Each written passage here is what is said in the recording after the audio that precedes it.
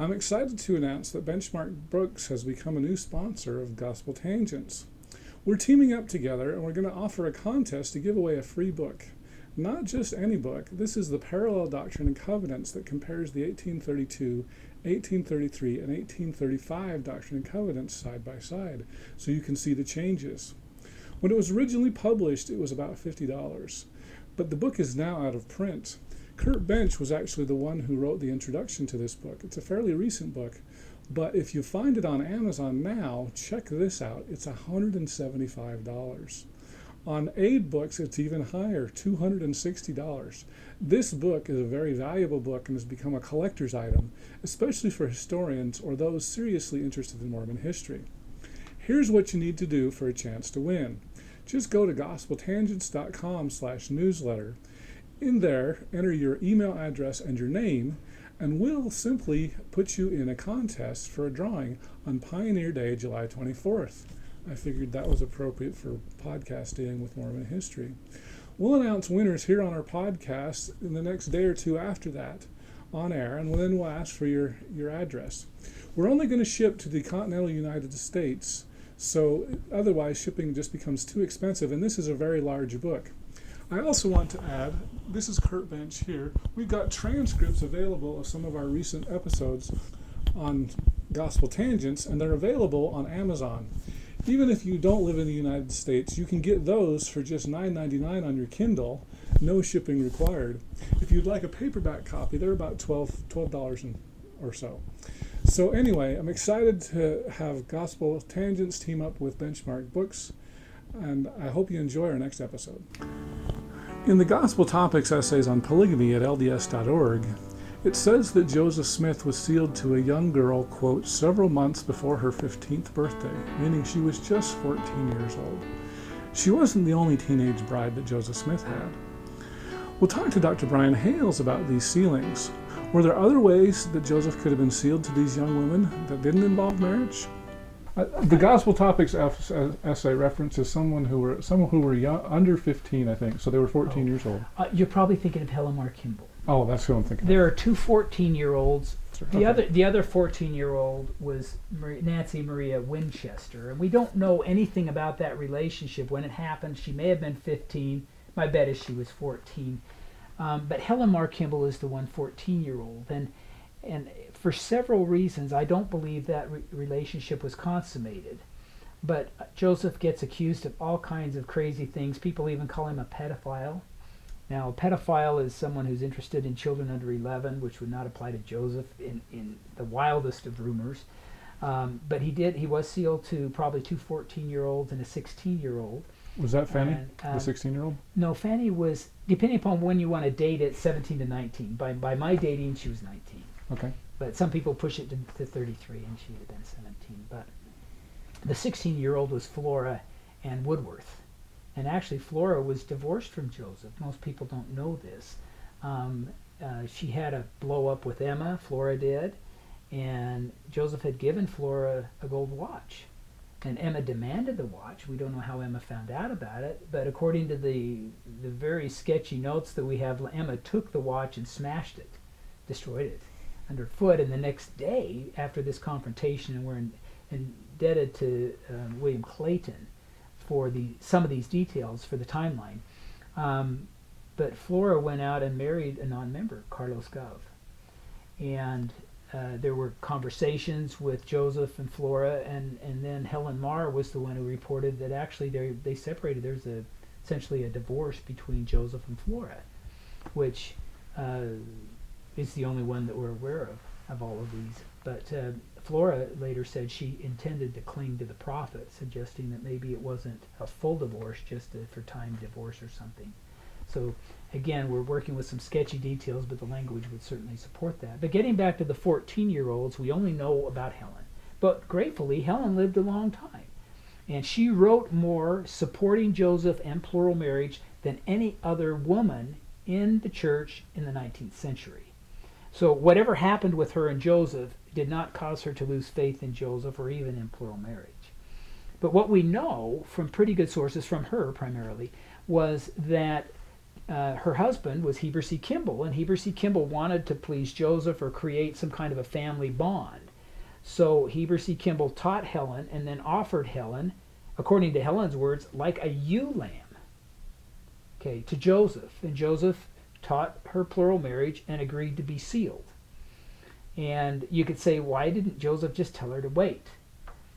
We don't know the answer to that, but what we can piece together from what Helen wrote was that the sealing occurred, and after the sealing, Helen continued to go to dances and balls and socialize for the next several months until at one point Joseph stepped in and said, look, we don't want her doing this anymore. And later Helen said that she hated polygamy. I mean, she wrote this down early on. This was one of the early writings before she wrote her books defending it. But the reason she hated polygamy was not because of her own relationship with it, but because of how it affected her mother. And I argue that if she were having conjugal relations with Joseph and finding that to be undesirable, she might have actually used her relationship with Joseph as a reason for hating polygamy. You know, I know there's a story in Nauvoo where Emma offered Jane Manning James, a black servant in the Smith household, to be adopted as a daughter. Why do you think that they didn't offer the same thing with Helen Mar Kimball? You know, there were no adoptions performed during Joseph's lifetime. The only adoptions that we have any record of occurred in the Nauvoo temple, and they're around, depending upon your definition of an adoption, there's 205 or something. But a lot of these, I use the word adoption to mean a child is sealed to parents who they're not biologically related. Right. I mean, I know John D. Lee was sealed to Brigham as a son, even though John was older than Brigham. Right. But that was after the Nauvoo period. Actually, John D. Lee was the only non-church leader who went into the Nauvoo temple and had non-relatives sealed to him as their children. There were like 22 men and women. He got this idea, and it persisted for several years, that you gained some eternal advantage if you had more children, either biologically or through adoption. And so he put all these people together. They were all there in this big company. This is brand new stuff. The leaders are going, we don't know about adoption because it didn't happen from Joseph. I don't think Joseph really told them much about it, and they're just figuring it out as they go. But what's interesting is within a year or two, all of these relationships had asked Brigham to have it be broken off.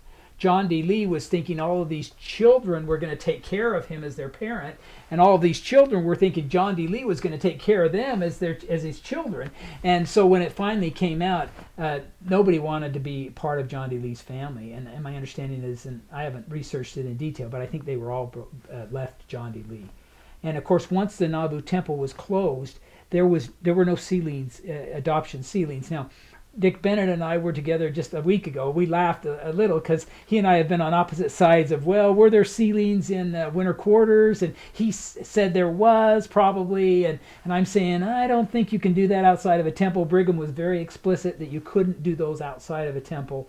And so the adoption issue is something that wasn't available in Nauvoo, to answer your question. Okay.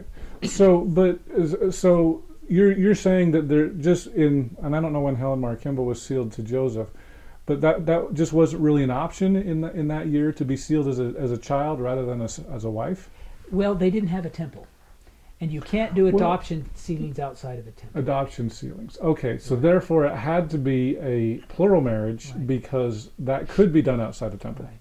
Oh, really? Yeah. No, I call them horizontal marriages, husband and wife. Those sealings can be done outside of a temple, but they're supposed to be done again either by proxy or by the same people again in the temple. But they are valid when you have outside. a temple. Right, Yeah. when you have one.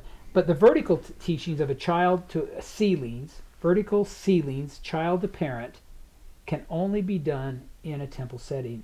And while there's some questionable things with John Bernheisel and perhaps some others in winter quarters, I think they were really consistent in that, and Brigham only allowed it. So none of them occurred until 1877. They had the endowment house in Utah and Salt Lake. They did not perform any adoptions, and Dick and I agreed on that they didn't.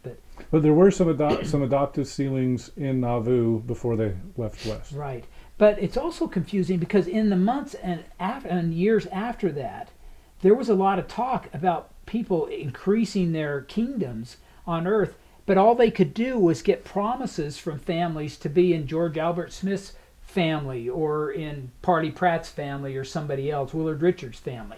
And so there was a period of time where there was this idea that these men were getting some eternal advantage, and so were the people being in their families. But these things were not sealed through an ordinance in the temple. These were just promises, most of which just were forgotten because it was many years later that they were able to do the adoption ordinances in the St. George Temple.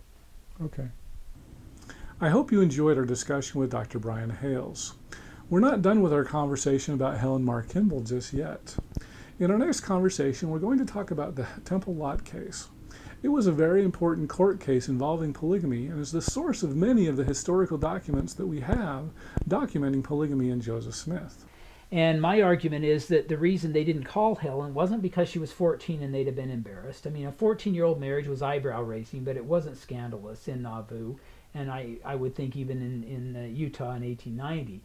But the real reason was that Helen could not say that she had relations with Joseph. This was just an unconsummated sealing at that point, just like the polyandrous ones. And so that's why these 4 women were not called.